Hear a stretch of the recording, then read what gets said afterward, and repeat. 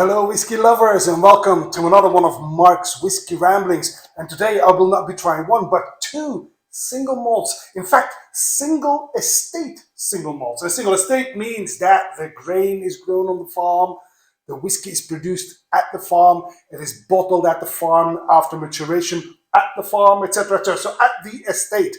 This is from Wieke distillers, and these are three people who have given it so much love and so much effort to create these whiskies all the way up in the north of the Netherlands. It's a father, Arend van Nieuwland, and his son-in-law, if I'm not mistaken. And after 3 years, they finally produced these two single estate single malts. One of them is on a Pedro Jimenez cask, the other one on a virgin oak cask. Now these are single casks. The virgin oak, this is the virgin oak, my bad. This is only 288 bottles of this, but this is bottled at 54.7% ABV. Now it is young, this is only 3 years old,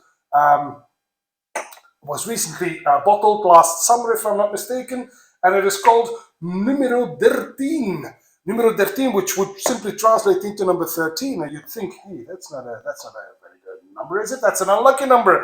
But it's simply the fact that this is the number of the farm from which the grain was harvested. So then we've got the Pedro Jimenez cask, and this is also a single cask, and this one is bottled at, let me quickly take a peek, 59.9%, and this cask yielded only 296 bottles. There we go. So let's give these two a go, and I will try with the Pedro Jimenez, which is basically the king of sherry. So I do expect a bit of sweetness on this very young Dutch single malt.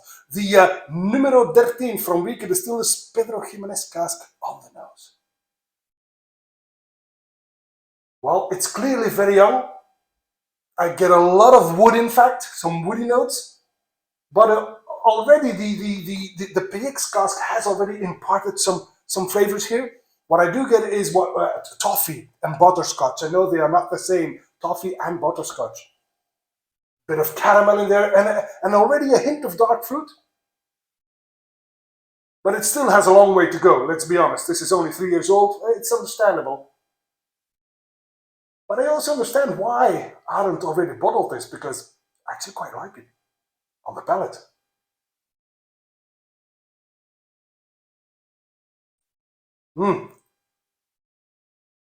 Candy-like, caramel, candied oranges, some milk chocolate in there. This is already quite nice. But if you are expecting a sherry bomb, you're going to be disappointed. This is not a sherry bomb whatsoever. This is clearly a craft distillate, and the sherry cask has already done quite a bit of work, but I do feel that this has quite some potential for the future. Now again, 3 years old, so let's see what Arend and his family can come up with once they have a whiskey that has matured for, like, say 5, 7, maybe even 10 years, but that's still way in the future on the finish.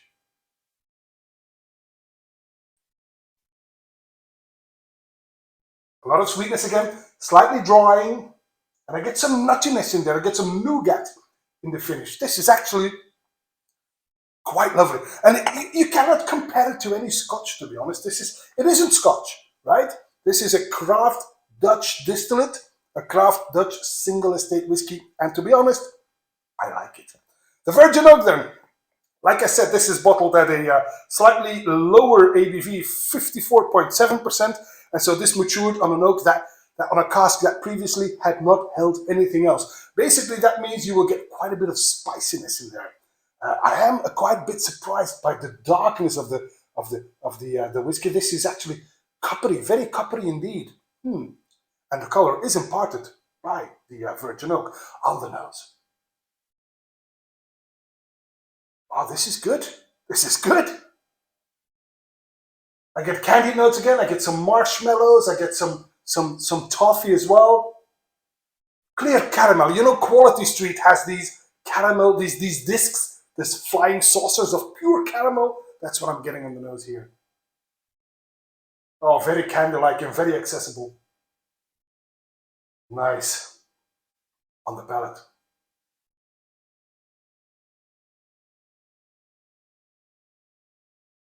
Ouch. Okay, now that's a bit rough. That's a bit sharp. I should have prepared some water. Wow, this is a bit rough. This might, in fact, need a bit of water. Um, I get raw grains. I get woody notes. I get caramelly notes. But again, it's not. It's flawless. It's not. There's nothing wrong with it. It's just very young and very, very rough and a bit. Oh, it needs to calm down. It needs a bit more time, maybe in another type of cask, because this cask has clearly already imparted quite a bit of spiciness in there. This is very spicy indeed. I get nutmeg. I get white pepper. This is quite feisty indeed on the finish.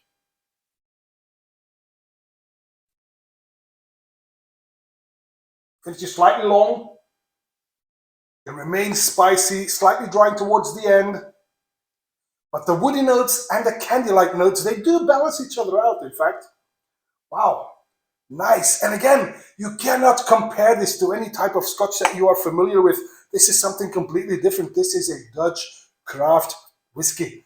And to be honest, many aficionados that I've had to try this, they were like, oh, this is still very young and rough. And yes, it is. You have to taste it in the back of your mind.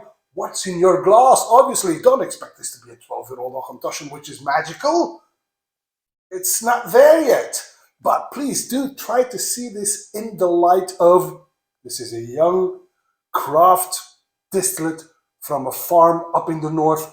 3 people who have given it all their love and all their time. And I think these little producers, these little craft producers, they can in fact use a little bit more visibility and a little bit more love. So, Mr. Arend van Nieuwland and family, congratulations. I'll be keeping a keen eye on Wieke distillers in the north of the Netherlands. I'll be keeping a keen eye on you guys, because this is already quite good at 3 years old. So, what's to think of your product at 5, 7, or maybe even 10 years old? I'd say keep me up to date. And that, my friends, is all for this Whisky Rambling, the Numero Dertien Pedro Jimenez cask and Virgin Oak cask from the Netherlands, only 3 years old, and already quite a lovely product. And that's all for this Whisky Rambling, and I hope to see you at one of Mark's Whisky Ramblings real soon. And until then, may the malt be with you.